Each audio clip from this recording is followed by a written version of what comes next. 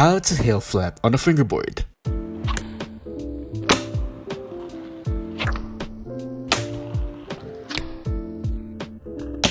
First, let's talk about the finger position.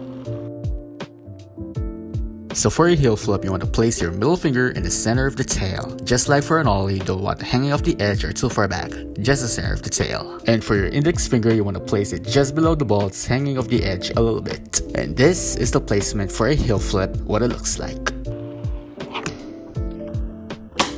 Now you get the finger position down, the next step is to learn how to pop.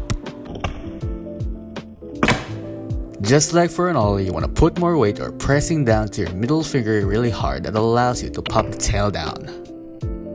So when you pop your board, smack your middle finger into the ground and your index finger slide it forward off the pocket of the board.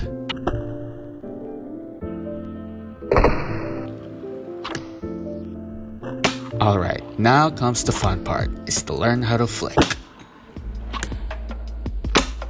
So when it comes to a heel flip, you want to try to practice this flicking motion without a board. Can you see it? It's more like a tiger claw at this point. So what I'm trying to say is when you do a heel flip, try to flick your index finger like a tiger claw so that you could have the easiest way to flicking of the pocket.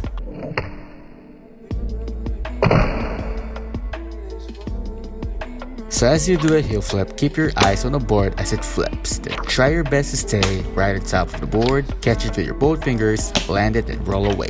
The last thing, the most importantly that I taught you in every trick is to just keep practicing over and over again until you ended up getting better at it. And there you have it. Now you know how to do a heel flip. I hope this trick tip helps you. I'll see you in the next video, and remember I taught that to you. Itachi Han. You're welcome.